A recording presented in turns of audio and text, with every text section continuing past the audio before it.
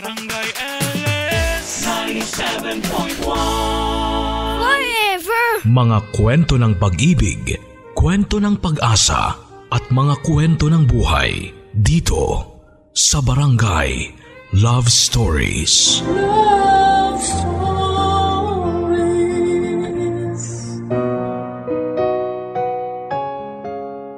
Handa ka ba? Handa ka ba kung sakaling isang araw ay may iabot sa iyong responsibilidad na hindi mo inaasahan? Yung responsibilidad na hindi na magampanan ng iba at sa iyo na inaasa. Kaya mo ba? Kaya mo ba kung sakaling isang araw ikaw lang ang makikitang pwedeng abutan ng sitwasyon na ito? At wala kang karapatang tanggihan dahil ikaw lang ang pupwede. Ikaw ang meron. Ikaw lang ang nandyan. Si Daniel sa edad na 32 ay makakatanggap ng isang responsibilidad. Anong responsibilidad yon at kaya ba niyang pangatawanan? Si Daniel na hindi pa handa pero mapipilitan, ano ang gagawin niya? Kilalanin natin siya sa kwento ng buhay, pag-ibig at pag-asa sa nangungunang Barangay Love Stories. Dear Papa Dudut, magkaharap kaming dalawa ng aking pamangkin na si Krisha, 12 anyos. Hindi kami nagkikibuan dahil una pa lamang ay hindi naman kami close talaga. Si Krisha ay anak ng yumao kong kapatid na si Carmela. Si Krisha na mula nung araw na yon ay ako na ang mag-aalaga, magpapakain at magpapaaral. Wala akong ibang choice, ako lang ang kapatid ni Carmela. Ako lang ang pwedeng asahan niya. Kung tatanungin niyo ako kung nasaan ang ama ni Krisha ay hindi ko rin alam. Hanggang sa namatay na si Carmela ay hindi man lang nito sinabi sa akin kung sino at nasaan ang ama ni Krisha. Dahil kung alam ko, kahit pangalan man lang ng lalaking yon ay mabilis pa sa 4:00 ay dinala ko na si Krisha sa kanya. Hindi pa ako handa. O mas magandang sabihin hindi ako handa at kailanman ay hindi ako magiging handa na akuin ang responsibilidad na sana ay ginagawa ng kanyang totoong ama, pero may choice pa ba ako? Ako na ang pinakamalapit na kamag-anak ni Carmela at ako na lamang ang inaasahan niyang kukup-kup sa kanyang anak matapos siyang mamatay sa sakit na kanser. Noong nabubuhay pa si Carmela, ilang beses ako nitong pinakiusapan na kupkupin ko na si Krisha kapag namatay na ito. Ewan ko ba sa kapatid kong yon, alam naman niyang napaka-irresponsable kong tao at walang aasahan sa akin ang anak niya. Pero sa akin pa rin niya pinipilit. Saka ayoko ng responsibilidad. Alam niya yon, alam ng lahat ng tao yon.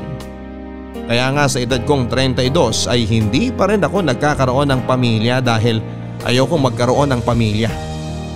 Marami akong rason kung bakit pinili kong maging single lang. Sasabihin ko rin naman sa inyong lahat.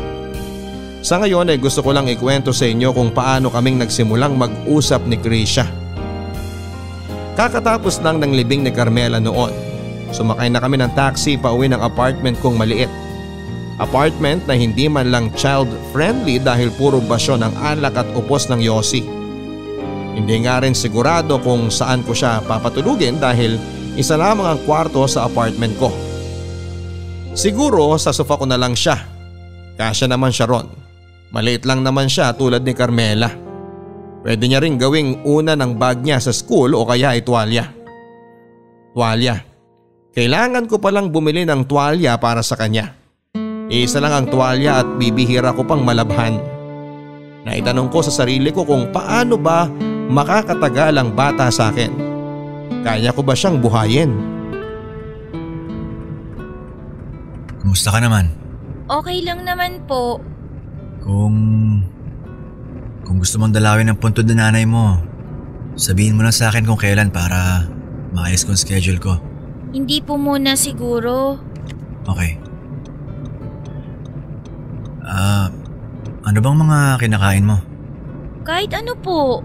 Ano ba mga niluluto sa'yo ni Carmela noon? Kahit ano po. Naipagluto ka na ba niya ng calamares, crispy pata, sizzling sisig, chicharong bulaklak, isaw, Betamax, sizzling spicy hotdog. Hindi pa po. Ano bang klaseng nanay yang si Carmela? Mukhang di masarap ang pinapakain sa'yo. Masasarap naman po. Puro gulay at kung may karne naman, walang taba at madalas lang po sahog sa gulay. Gulay? Yak! Hayaan mo. Patitikimin kita ng totoong ulam. Iluluto ko yung mga sinabi ko. Kahit walang kanin yon, panalo pa rin. Salamat po. May TV ako sa bahay at mabilis ang internet. Yun lang ang pwede kong ipagmalaki sa'yo. Hindi naman po ako masyado nagti-TV at bihira din po ako mag-internet. At bakit naman? Turo rin sa'yo ni Carmela? Hindi naman po. Mas gusto ko po kasi magbasa ng libro. Parehas pala kayo ng nanay mo eh. Mabibilihan niyo po ba ako ng libro? Tingnan natin pero kung sakali, magtiis ka na lang sa mga napapanood sa YouTube. Maraming vloggers doon na may enjoy mo. Pero kasi po, hindi ko po hilig yun eh. Kailangan mo makahiligan yun dahil wala kang ibang choice. Kung libro ang gusto mo, di ko rin maibibigay sa'yo yun. Una, wala akong alam sa mga libro. Pangalawa, walang espasyo sa bahay para paglagyan ng libro mo. Naiintindihan mo? Opo.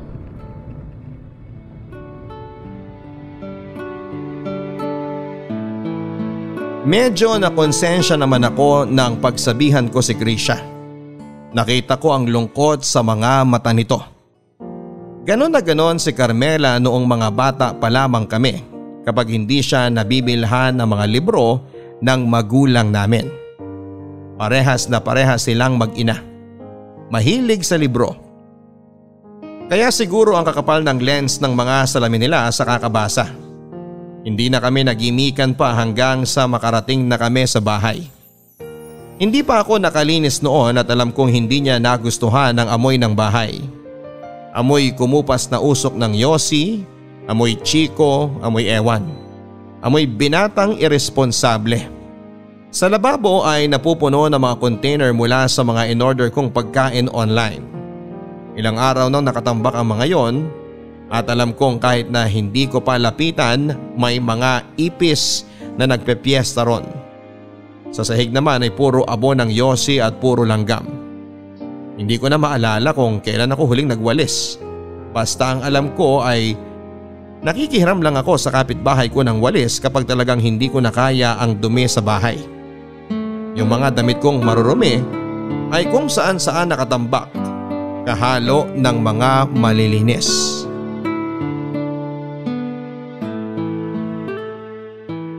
Sa kaliwa yung banyo. Wala akong shampoo at conditioner pero may sabon. Yun lang kasi ang ginagamit ko kahit sa buhok ko eh. Ayos lang ba sa'yo yun?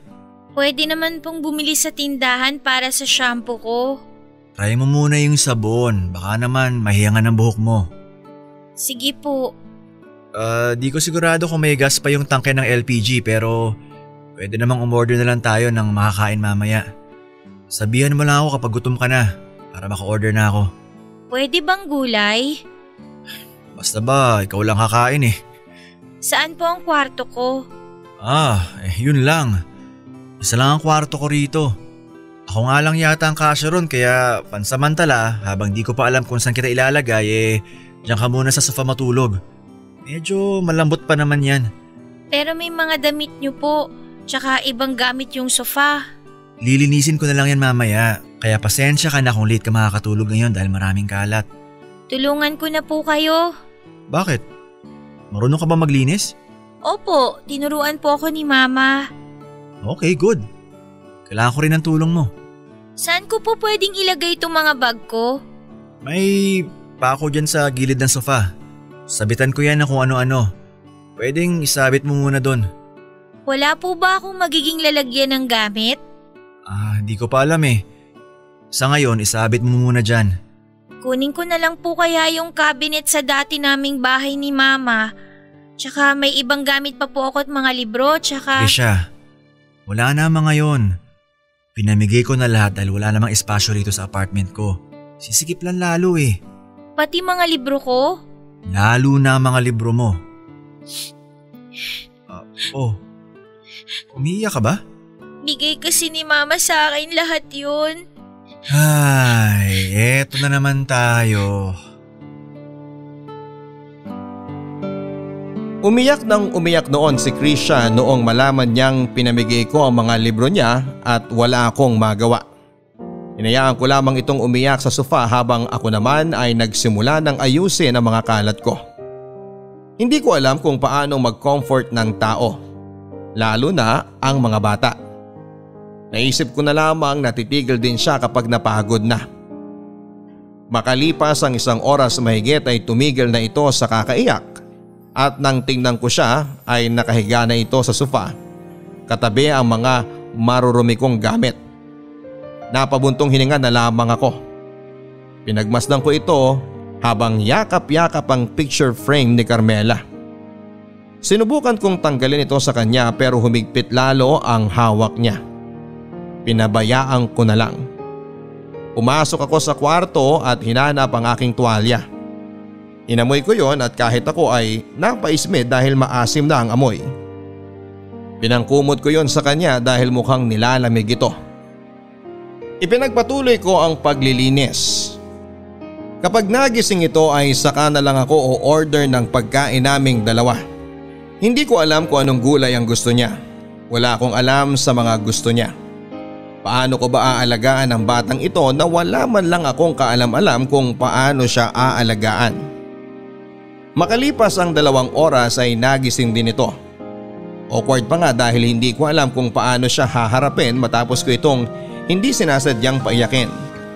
Binuksan ko ang TV para makapanood dito pero mukhang hindi naman siya interesado. Panayang lipat ko ng channel pero wala pa rin ang focus nito doon. Hindi ko alam ang gagawin at sasabihin. Binuksan ko ang ref at umaasang may magugustuhan ng isang batang katulad niya pero parang niloko ko lang ang sarili ko dahil panay beer ang nandon at dilata. Hindi ko nga rin alam kung bakit doon ko nilagay ang dilata ko. Makalipas ang 30 minutos ay nakita ko itong isa-isang nililigpit at inaalis sa mga kalat sa sofa. Nilapitan ko ito para tulungan at doon ko narinig na kumakalam na ang kanyang sigmura. Tinanong ko siya kung ano ang gusto niyang kainin at sinabi niyang gusto nito ng pinakbet at orange juice. Umorder na ako pati ng pagkain na gusto ko. Naghanap ako ng malalagyan ng mga in-order namin pero bigo ako. Isa lang ang plato ko. Isa lang ang mangkok at isang baso. Hindi ko na mahanap yung kutsara ko. Kaya naman yung mga plastic container at plastic spoon and fork sa lababo ay hinugasan ko na lamang para magamit niya. Kailangan ko na rin bumili ng bagong pagkakainan ni Krisha. Papadudot sobrang laking pagbabago ang mangyayari sa buhay ko ngayon. Unti-unti ay sinasanay ko ang sarili ko sa presensya ni Krisha sa aking apartment. Alam ko nagka-adjust din ito at napipilitan na itong mag-internet para mag-check ng e-books. Hindi ko pa rin to mapilit na manood ng TV. Kapag nanonood ako ay nakatutok ito sa kanyang cellphone para magbasa ng e-book. Hindi nga rin kami nagkikibuang madalas. Saka lang kami nakakapag-usap kapag tatanungin ko siya kung gutom na ba siya. Puro orders lang kami online ng pagkain. Alam kong nauumay na ito doon. Alam kong hindi naman siya masaya sa mga pagkaing meron sa online. Iba pa rin kasi ang lutong bahay. Lalo na yung luto ng nanay niya. Masarap magluto si Carmela. Sa aming dalawa ay siya lang ang naturuan ng yumao kong nanay na magluto. Hindi ako napilit ni nanay noon. Kaya naman swerte si Krisha dahil natikman nito ang masarap na luto ni Carmela. At malas lang din niya ngayon dahil hindi na niya yon matitikman sa akin. Ano bang alam ko sa pagluluto puro pulutan lang ang alam kong gawin. Mga pulutang walang sustansya at puro mantika. Hindi ito po pwede sa bata lalo na sa edad niya. Ayoko ring sanayin siya sa ganon. Nakukonsensya naman ako. Kaya umasa lang talaga ako sa mga pagkain na pwede kong orderin para sa kanya online. Mas safe na yon kesa sa akin. Nag-aaral si Krisha at ako ang naghahatid sundo sa kanya dahil malayo ang paaralan nito sa apartment. At saka hindi pa siya pamilyar masyado. Kapag alam na niya, hahayaan ko na siya. Nakakatamad at nakakapagod din kayang maghatid sundo. Hanggat maaari, mas gusto kong matulog sa umaga dahil puyat akong madala sa trabaho ko online. Isa akong virtual assistant at panggabi ako, kaya naman malaking sakripisyo sa akin na bumangon sa oras ng pagpasok ni Krisha. Madalas nga ay hindi na rin ako natutulog para maihatid ko siya. Saka na ako hihiga kapag wala na ito sa bahay. Sa hapon ay malilate pa ako madalas ng 1 oras at sinasabi kong tanggapin na lang niya yon dahil kailangan kong matulog. Mabuti na lang at ayos lang sa kanya. Ang sabi niya, naglalakad-lakad lang siya sa school at madalas doon lang din siya sa library at nagbabasa ng libro. Kaya ayos lang daw. Mabuti naman at maunawain siya. Parehas na parehas talaga niya si Carmela. Isang gabi ng day off ko ay nagbar ako kasama ang mga kaibigan ko. Medyo matagal-tagal din mula nung huli akong tumapak sa bar. Mga 2 buwan siguro dahil nga nag-a-adjust pa ako at inaayos ang schedule ko kasama si Krisha. Pinilinan ko naman siya bago ako umalis. Ang sabi ko ay wag na niya akong hintayin dahil baka madaling araw na ako makauwi. Ilak niya ang pinto at wag na wag niyang bubuksan kahit may kumakatok dahil may susi naman ako. Iniwanan ko na rin siya ng pera para pang-order niya ng pagkain. Ang sabi ko, maglinis na rin siya kapag wala siyang ibang gagawin maliban sa kwarto ko. Ang sabi ko ay huwag niyang gagalawin yon. Tumango lang siya at pinagpatuloy ang ginagawang assignment habang ako naman ay umalis na. 4:00 na ako nakauwi noon, papadudot at lasing na lasing ako. Dahan-dahan akong pumasok sa bahay dahil ayokong magising si Krisha. Ayokong madatnan niya na lasing ako at nakakahiya naman sa bata at baka matakot siya sa akin. Naabutan ko siyang mahimbing na natutulog. Hininaan ko ang aircon dahil mukhang nilalamig na ito. Pumasok ako sa kwarto at nagulat akong malinis ito. Napailing na lamang ako at hindi ako sanay sa amoy ng malinis na kwarto. Ang tigas ng ulo ni Krisha. Isip-isip ko, kinabukasan ko na lang siya pagagalitan. Binagsak ko na ang katawan ko sa kama dahil sa sobrang antok at nakalimutan kong mag-alarm para gumising at ihatid si Krisha sa school. Late tuloy akong nagising.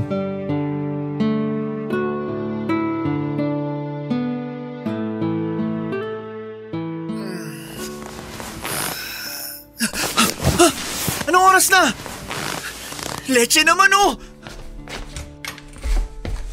Krisha! Krisha, mag-ready ka na dyan. Good morning po, Tito Daniel. Nagluto ka? Opo, nakakain na rin po ako. Anong niluto mo? Itlog po at luncheon meat. Yan lang po ang nabili ko sa tindahan eh. Nabilhan ko na rin po kayo ng kape. Magkape na po muna kayo para mawala po yung hangover nyo. Hindi, okay na ako. Nakakain ka na naman, di ba? Tara na, ihatid na kita. Kumain po muna kayo. May tinira po akong pagkain para sa inyo. Teka nga. Saan ka ba kumuha ng pera pambili dyan? Sapat lang yung binigay ko sa'yo para sa pagkain mo kagabi. Mura lang po yung in-order ko kagabi, Tito. Kaya may natira pa akong pambili ng mga yan. Yung kanin. Paano ka nakapagsaing? Wala naman akong kaldero. Bumili po ako dyan sa karinderya sa gilid natin. Ha? May karinderya sa gilid natin? Opo, 2 magkatabi po tsaka yung isa kaharap. Saan-saan ka nakakarating na bata ka ha? Kumain na po muna kayo. Mamaya na, ihatid muna kita. Kakain po kayo ah. Oo. Tara na, dali.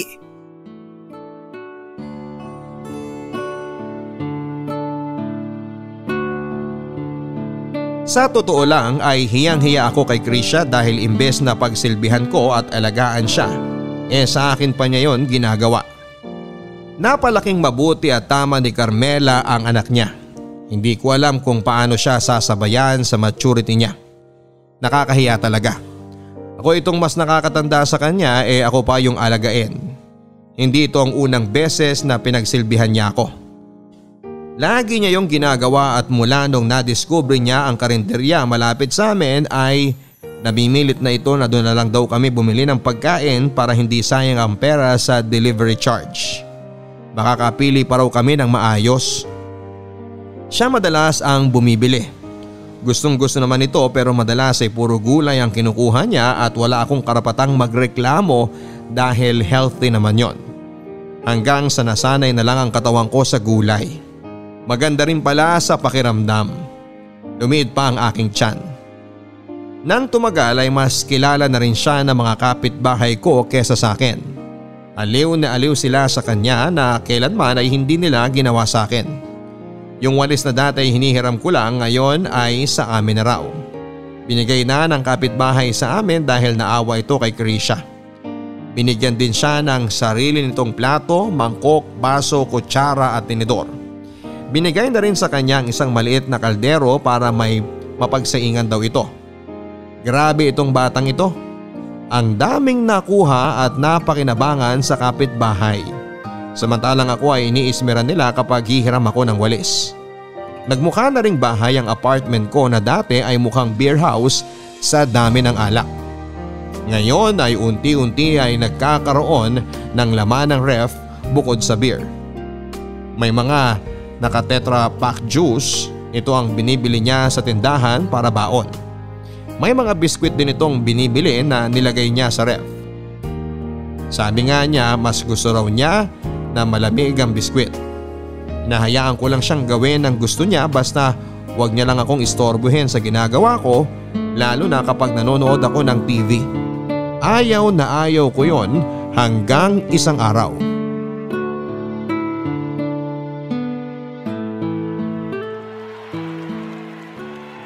Yun! Yun! Anak ng… Tito? Mamaya na. Tito? Kung kailangan mo ng pera, kumuha ka dun sa bulsa ng pantalong ko. Ano ba klaseng pasa yun? Bobo mo! Tito? Ano? May itatanong lang po sana ako. Ano ba yung rule ko dito sa bahay? Huwag kayong istorbohin kapag nanonood kayo ng TV. Lalo na kapag… Basketball po. Oh, yun naman pala eh. Pero sabi niyo rin po, pwede ko kayong istorbohin kapag importante ang sasabihin. Bakit ko nasabi yun? Tito, may assignment po kasi ako. Math ba yan? Wala akong maitutulong sa'yo. Hindi po. Tito, kailangan ko po ng love story. Ang dami dyan sa internet, mag-browse ka lang. Tito, ang sabi love story daw ng mga magulang ko po. Hindi ko po kasi alam kung ano yung kwento ni na mama at nung tatay ko, kung sino man po siya. Di ba sa'yo na kwento ng nanay mo? Hindi po. Ayaw po niyang pag-usapan eh. Grabe talaga yung nanay mo. Ay, assignment ba talaga yan? Opo, ayan po yun. Patingin nga. Baka nagkakamali ka lang ng pag-intindi. Ay, Carmela, ano ba tong problemang iniwan mo sa akin? Ano bang alam ko sa kwento ni Carmela at ng tatay ni Krisha? Wala akong alam. Kahit konti. Tanging si Carmela lang ang nakakaalam nun. Tikom ang bibig niya tungkol sa isyu na yon. Basta ang naaalala ko lang ay isang araw ay lumapit na lamang ito sa akin at sinasabing buntis siya. Wala akong nakilalang boyfriend niya. Hindi na rin ako nag-usisa pa dahil kilala ko siya. Hindi ito mapipilit kahit ipitin mo pa ang ugat sa leeg niya. Tinulungan ko na lamang siya na magsimula ng mag-isa. Habang buntis ito ay nakatira siya sa akin para matulungan at maalalayan ko.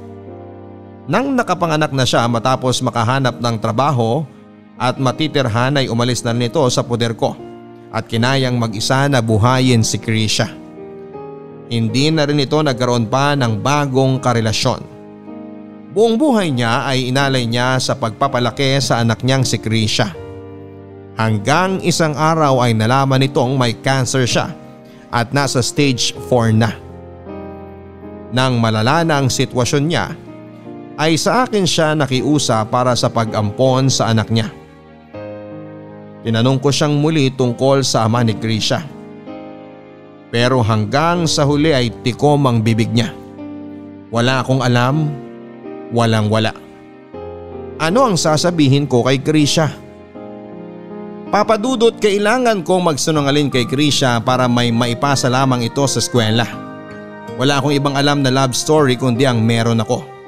Ang naging love story ko ay kinuwento ko kay Krisha. Ang una at huling GF ko na si Mandy. Ang una at huling heartbreak ko at naging dahilan kung bakit tinalikuran ko na ang pag-ibig. 21 years old ako noong makilala ko si Mandy. Bagong kaopisina ko siya noon. Di ako mahilig sa babae. Alam ng lahat yan, pero si Mandy ang unang babae na nakakuha ng atensyon ko. Hindi siya kagandahan, simple lang siya at hindi nag-aayos. Ni minsan ay hindi ko siya nakita na naglagay ng kolorete sa mukha niya. Ilag akong lapitan siya noon dahil may aura itong suplada. Pero noong pagkakataon na napilitan ako dahil nagpatulong ako sa isang paperwork noon ay nalaman kong mabait naman pala ito at magaan kausap. Sa unang beses ay nagkaroon ako ng interes sa babae. At sa unang beses ay na-inlove ako. Niligawan ko siya at swerteng sinagot niya ako. Pakiramdam ko ako ang pinakagwapo at pinakaswerteng lalaki sa mundo nang makuha ko ang matamis niyang oo.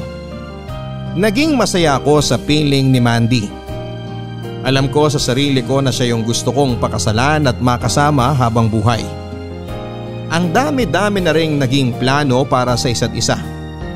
Sabi namin 2 magiging anak namin. Mag-iipon kami para sa educational plan nila.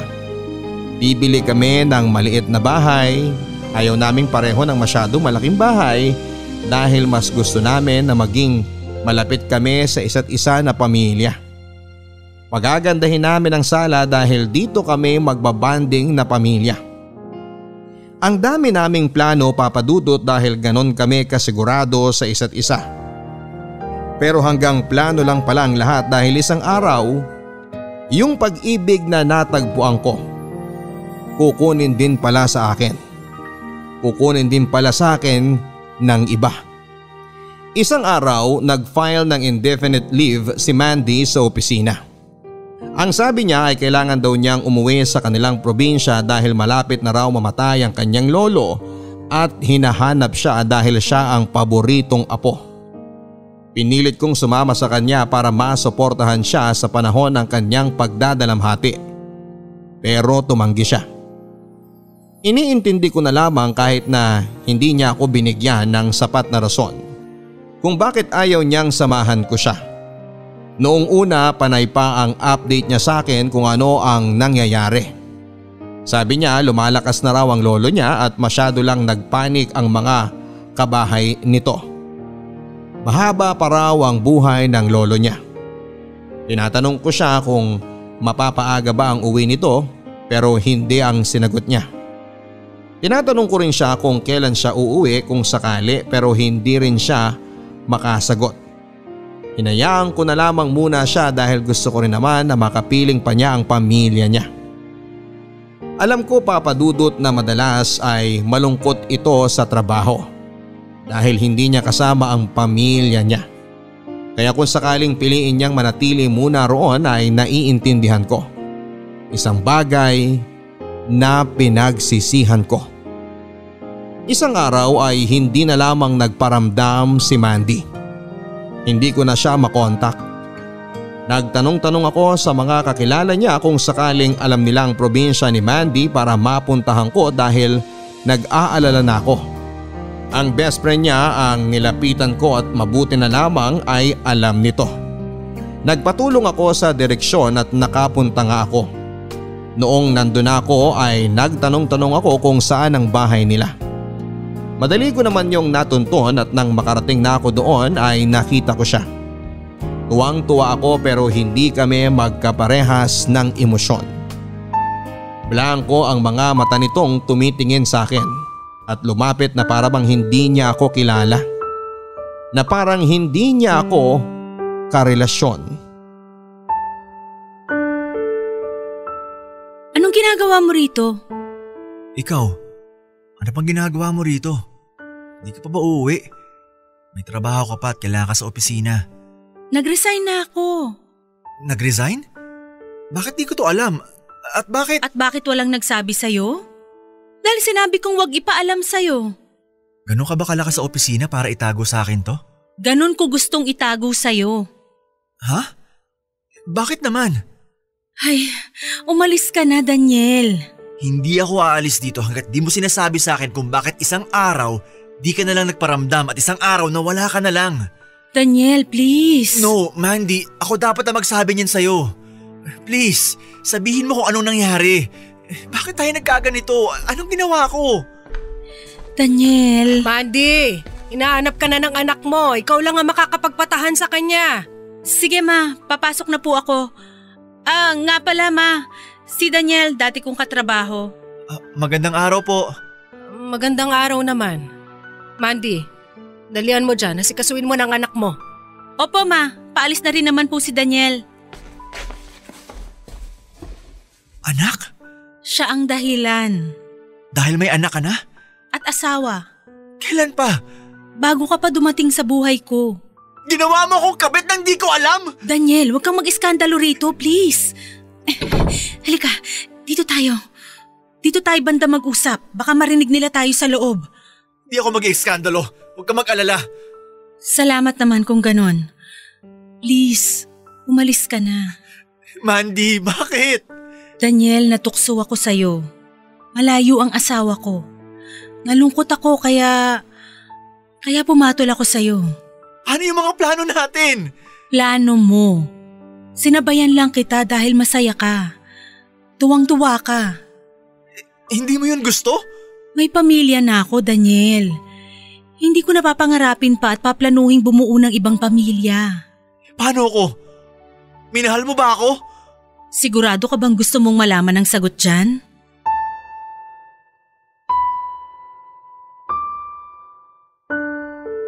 Hindi ko na inalamang sagot. Umalis na lamang ako at bumalik ng Maynila. Ayaw kong malaman na hindi niya ako minahal. Mas magandang gano'n na lang. Sobrang sakit ng ginawa niya na pati trabaho ko ay naapektuhan hanggang isang araw ay tinanggal nila ako dahil sa mga paulit-ulit kong pagkakamali sa trabaho. Sinira ko ang buhay ko. Sinumpa ko ang mga babae at sinumpa ko ang pag-ibig. Hinding-hindi na ako iibig pang muli, yon ang sabi ko at hanggang ngayon yon ang pinapanindigan ko. Sinira ni Mandy ang paniniwala ko sa forever. Sinira niya ang paniniwala ko na balang araw ay magiging masaya ako sa piling ng isang babae na makakasama kong bumuo ng pamilya. Pamilya, isang konsepto na malabo kong maranasan at ayaw kong maranasan. Ito ang ginawa kong kwento para kay Krisha. Binaligtad ko na lang. Ako kunwari si Carmela at si Mandy ang kanyang ama. Dinagdagan ko na lang ng ilang detalye para pasok sa love story ng mga magulang niya. Naniwala naman ito at tinanggap yon pero alam kong nasaktan siya sa mga narinig niyang kwento. Pero pilit niyang hindi pinapahalata sa akin. Nang matapos akong magkwento ay pumasok na ako sa kwarto. Bigla akong nanghina nang binalikan ko ang aking nakaraan at dahil sa pagbabalik tanaw ko sa sugat na yon ay muli akong napaatras sa aking kasalukuyan. Bigla akong tumiklop at natakot na maging ama para kay Krisha.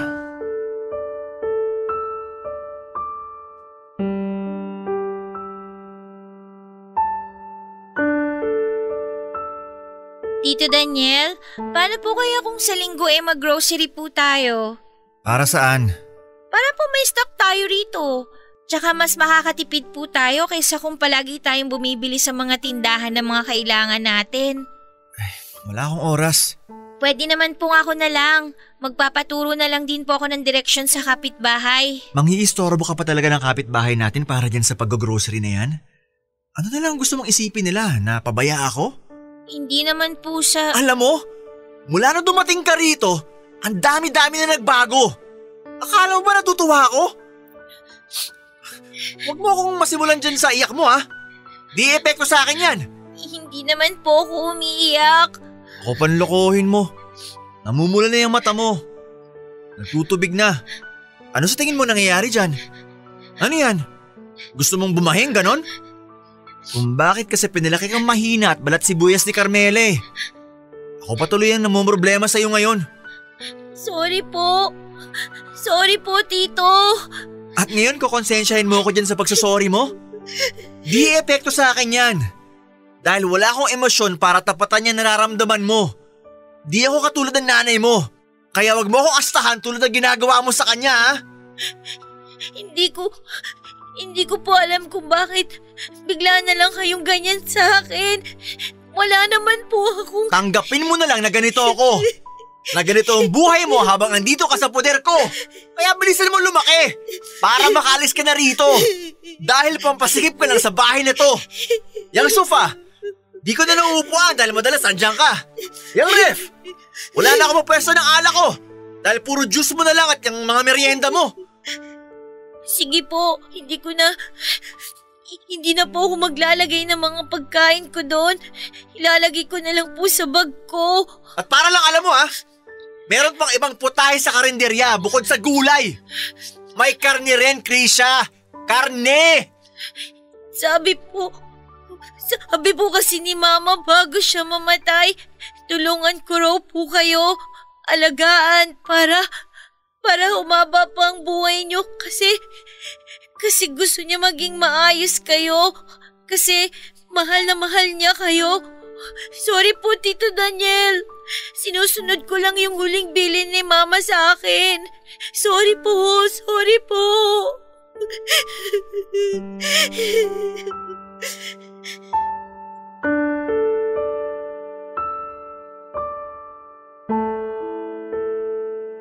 Para akong sinipa sa baga ng bitawan ni Krisha ang mga salitang yon. Sa aming dalawa, ako ang inaalagaan niya.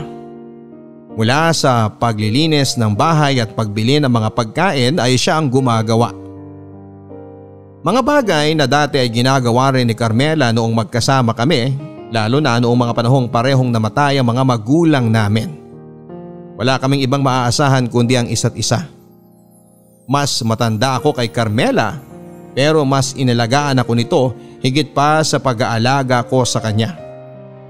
At ngayong wala na siya, ay parang mas naiintindihan ko na, Papa Dudut, kung bakit sa akin niya iniwan si Krisha. Bakit parang iniwan niya sa akin ang anak niya hindi para alagaan ko ang bata, kundi para ako ang alagaan niya. Carmela, ano ba talaga ang plano mo sa aming dalawa? At dahil sa eksenang yon sa amin ni Krisha ay ginising ko na ang sarili ko. Oras na para may alalahanin akong iba bukod sa akin. At yon ay si Krisha. Oo, Papa Dudut, hindi ako handa sa biglaang responsibilidad na meron ako kay Krisha. Pero ginawa ko hindi dahil napilitan ako, kundi dahil gusto ko. Oo, gusto ko. Namulat ang mga mata ko sa katotohanan na hindi ko pwedeng ilagay ang sarili ko sa sobrang galit dahil sa nagawa sa akin ni Mandy sa nakaraan. Oras na para talikuran yon at maranasang buksan ang isipan ko sa konsepto ng pamilya. Pamilya na alam kong makukuha ko sa pagkupkup ko kay Krisha. Siya na lang ang pamilyang meron ako sa mundong ito at hindi ko hahayaang mawala ito. Unti-unti ay sinubukan kong maging ama kay Krisha at masaya akong tinutulungan niya. Naghanap kami ng laundry shop para sa mga damit namin. Nahihiya na rin ako sa kanya na siya ang madalas naglalaban ng mga damit namin, imbis na nilalaan niya lamang ang oras niya sa pag-aaral. Pero tungkol naman sa pag-aaral niya ay sinikap kong tulungan siya tuwing gabi bago ako magsimulang magtrabaho. Yon ang nagiging bonding naming madalas na nauuwi rin sa tawanan dahil halatang nangangalawang na ako pagdating sa mga gawaing pangskwela. Nag-aral na rin ako magluto gamit ang internet para hindi mababad sa pagkaing karinderya si Krisha. Alam kong nami-miss na niya ang mga luto ni Carmela at kahit na hindi naman ako ganong kagaling tulad ng kanyang ina, ay at least ay nasusubukan ko pa rin siyang ipaghanda. Alam kong palpak madalas ang luto ko pero Nakakagaan ng loob kapag nagsisinungaling si Krisha at sinasabing masarap ang luto ko. Inaral ko ng husto ang pagluluto hanggang sa makuha ko ang tamang timpla sa mga putahing gulay na gusto niya. Oo, mas madalas na gulay sa bahay at aaminin kong masaya naman akong umiwas na sa sobrang karne. Sa simula ay naging mahirap yon talaga sa akin dahil iba pa rin ang karne. Pero totoo nga ang sinasabi ng karamihan na kapag masaya kang may kasamang kumakain ay napapasarap nito ang lahat. Naniniwala na ako roon, iba pa rin talaga kapag may kasabay ka sa hapagkainan. Kung dati nilalaan ko ang linggo para sa pagwawalwal, pero binago ko na yon. Nilaan ko na ang araw na yon para magsimba kasama si Krisha at mag-mall. Kung dati ay napupunta sa alak ang pera ko, ngayon ay napupunta sa mga bagay na alam kong kailangan at mas magpapasaya kay Krisha. Isang araw ay naramdaman ko na lamang sa sarili ko na masaya ako tuwing nabibilhan ko si Krisha ng mga gusto niya. Mas inuuna ko na siya kaysa sa pansarili kong pangangailangan. Ganito ba ang pakiramdam ng isang magulang? Kung oo, gusto ko ito. Hindi ko inaakala o naisip na sa buhay kong ito ay meron akong pahahalagahan ng higit pa sa sarili ko. Hindi ko inaasahan na pagdating ni Krisha ay mababago ako. Hindi ko inakala na matatanggal ni Krisha yung takot ko na buksang muli ang puso ko na matagal ko nang sinara dahil sa galit at puot. Ngayon naiintindihan ko na si Carmela kung bakit hindi na ito naghanap ng asawa at hinanap man lang ang ama ng anak niya. Naiintindihan ko na siya ngayon dahil si Krisha pa lamang ay sapat na. Hindi mo na kakailanganin pang humanap ng pagmamahal sa iba.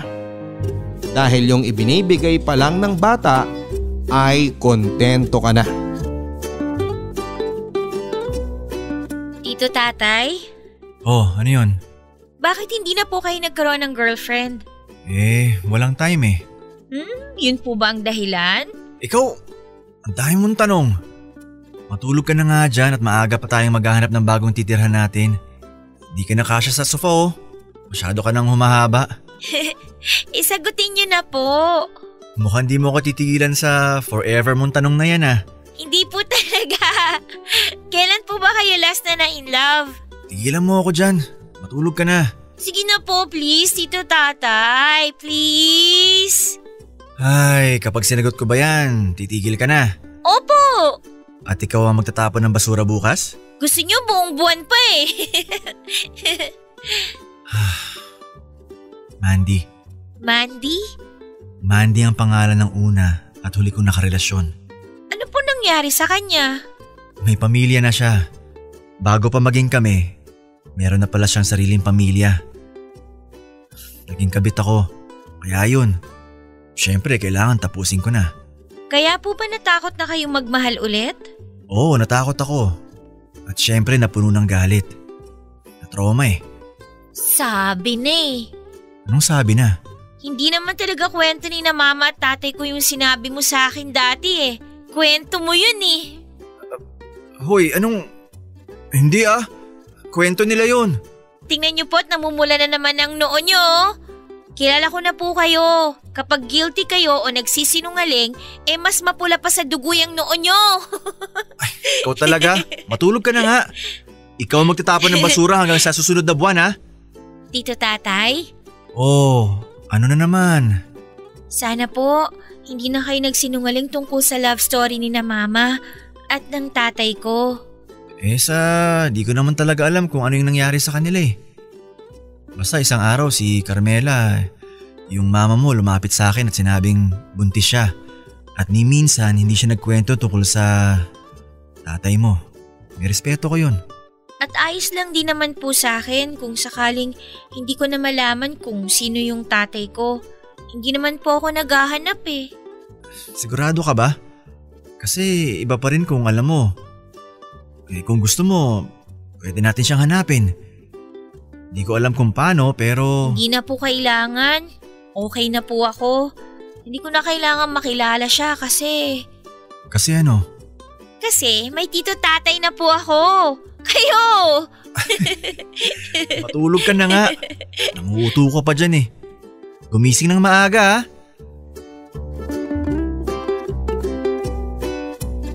Hindi niyo alam kung gaano kasarap pakinggan yung mga salitang binitawan ni Krisha na yon.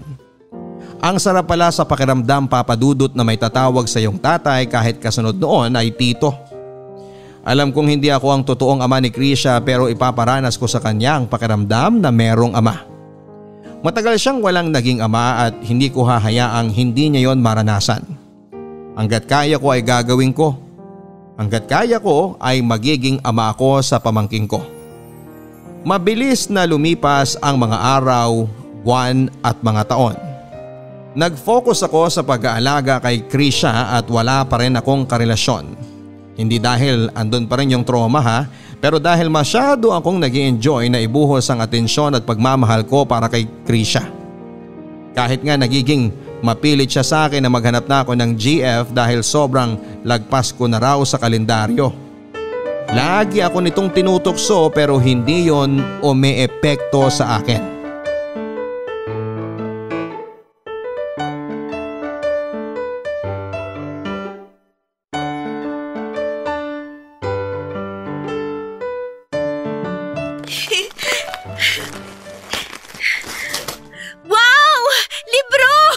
Happy birthday, Krisha!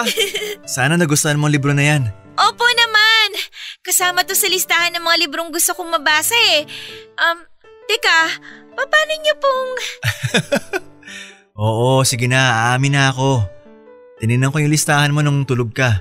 Sabi na eh. Alam ko po kasing wala kayong alam sa libro eh. Thank you po, Tito Tatay ha.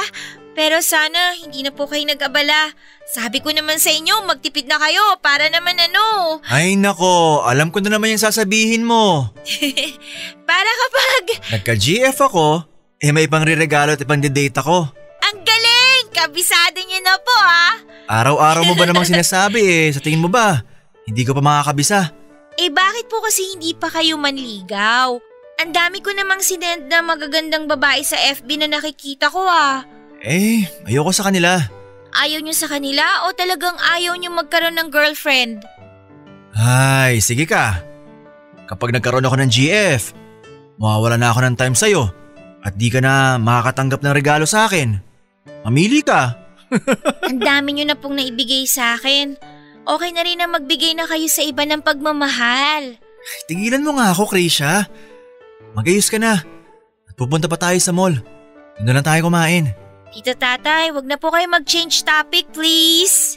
Di naman sa nag-change topic ako. Talagang wala lang ako maisagot dyan sa sinasabi mo eh. Tito Tatay, hindi habang buhay andito ako sa buhay mo. O anong ibig mong sabihin dyan? Lalayasan mo na ako? Tigilan mo ako Wala ka pang 18. Si Tito Tatay naman eh. Siyempre, balang araw kapag nagdalaga na ako, tapos magka-BF na ako, tapos mag-aasawa, tapos magkakaroon ng pamilya. Hindi niyo po ba naisip na magiging mag-isa na lang ulit kayo? Naisip ko na yan at ayos lang ako. Bago ka pa dumating sa buhay ko sanay na ako mag-isa. Teka nga, tinan ko muna yung stock natin para habang nasa mall tayo pwede tayo mag-grocery. Pero iba pa rin po yung may kasama. Ay nako, oo na. Huwag ka na mangulit dyan. Bukas na bukas rin. Krisha! Diyos ko! Ano nangyari sa'yo? Krisha!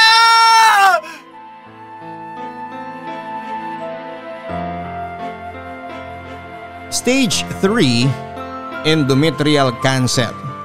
Yon ang findings ng doktor sa naging kalagayan ni Krisha. Matagal na pala nitong iniinda ang sakit sa kanyang tiyan pero hindi nito sinasabi sa akin dahil ayaw nitong mag-alala ako. At ngayong malala na, paano pa niya masasabing hindi ako mag-aalala? Sa unang pagkakataon sa buhay ko, nakaramdam ako ng ganitong takot. Marahil ay doble pa sa takot ko noong nalaman kong may cancer din ang kanyang inang si Carmela. Nang malaman ko yon ay gusto kong magwala. Gusto kong magalit. Bakit kailangang danasin ito ni Krisha? Hindi pa ba sapat na naranasan yon ng kanyang ina at pati siya ay nagdurusa rin? Bakit kailangang mapamahal sa akin ng bata tapos ay babawiin din? Ayaw ba akong maging masaya ng Diyos? Kung kailan pinakawalan ko na ang galit na nararamdaman ko noon ay parang sa sitwasyon ngayon ay gusto kong ibalik sa akin ang puot. Araw-araw ay gumigising ako at paulit-ulit na nagtatanong kung bakit ganito ang nangyayari sa buhay namin ni Krisha. Bakit hindi na lang kami hinayaan ng Diyos na maging masaya? Bakit hindi niya ako hayaang ibigay ang magandang buhay kay Krisha sa loob ng marami pang taon? Bakit niya pinipigilan ang pagiging ama ko kay Krisha? Ano bang nagawa kong pagkakamali? Kung meron man akong pagkakamali, handa ko yung itama, wag niya lamang kunin sa akin si Krisha. Sa aming dalawa, ako ang totoong mahina. Si Krisha, sa gitna ng kanyang kalagayan ay nagagawa pa rin itong maging positibo at patuloy na ngumiti kahit siya ang nakakaramdam ng sakit. Hindi ko alam kung paano niya ito nadadala. Dahil kung sa akin yon ibinigay, baka hindi ko makayanan. Pero sana nga sa akin nilang binigay yon dahil ayokong makita siyang nahihirapan sa bawat karayom na tinutusok sa kanya. Sa bawat gamot na pilit na pinapainom sa kanya. Handa kong akuin ang lahat ng yon. Handa kong tanggapin ang sakit niya, maisalba lang ang buhay niya. Dahil papadudot, mula nang dumating si Krisha, siya na ang naging buhay ko at kapag nawala siya ay paano na ako? Tinaningan na ng mga doktor ang buhay ni Krisha. Mapait kong tinanggap yon, hindi dahil gusto ko, kundi dahil yon ang sinasabi sa akin ni Krisha. Handa na siyang makapiling ang kanyang ina pero ako ay hindi pa. Hindi ko kaya, Papa Dudut. Nasanay akong kasama siya at hindi ko alam kung kakayanin ko ang laban at buhay na ito ng mag-isa. Mula nang dumating siya ay naramdaman kong hindi naman pala kailangang laging mag-isa. Mula nang dumating siya, Papa Dudut, ay naranasan kong maging masaya sa piling ng iba. Binago ni Krisha ang buhay ko noong dumating siya at ayaw kong mabagong muli ang buhay ko kapag nawala na siya. Dasal. Tanging dasal ang hiling ko sa inyo mga kabarangay. Baka sakaling makinig ang Diyos at hayaang makapiling ko ang pamangking ko, ang anak kong si Krisha. Lubos na nagpapasalamat, Daniel. Hindi matatawaran ang sakit na nararamdaman mo ngayon, Daniel. Alam ko yan. Alam ng lahat ng mga nakikinig sa iyo ngayon. Hindi namin alam kung paano mo nakakayanan yan araw-araw at hindi namin alam kung paano mo napapasa ng mabigat na pagsubok na yan at nagpapasalamat kami dahil hindi mo binitawan ang laban na yan para kay Krisha na tinuring mo ng sarili mong anak. Daniel, hiling at dasal namin na sana ay malampasan ninyong pareho ni Krisha ang pagsubok na ito. Ipinagdarasal namin na sana ay muli kayong magkasama ni Krisha hindi sa ospital, kundi sa mga laundry shop na madalas ninyong puntahan tuwing Sabado, sa simbahan at mall tuwing Linggo. Hiling namin na bumalik na sa dati ang buhay ninyo at hiling namin na sana ay makumpleto at mabili mo ang mga hinihiling niyang libro at sana ay andun pa rin siya para ibahagi sa iyo kung gaano kaganda ang mga yon. Hiling namin na humaba pa ang buhay ni Krisha at maging masaya kayo, masaya kayong pareho. Hanggang sa dumating ang panahon na makahanap na siya ng kanyang magiging asawa na kasama niyang bubuo ng pamilya. Hiling namin yon, Daniel. Isasama namin kayo sa aming mga dasal mula ngayon hanggang sa muling paggaling ni Krisha. Hanggang sa muli, ako po si Papa Dudut sa mga kwento ng pag-ibig, buhay at pag-asa dito sa Barangay Love Stories number 1. Mga kwento ng pag-ibig, kwento ng pag-asa at mga kwento ng buhay dito sa Barangay Love Stories. Love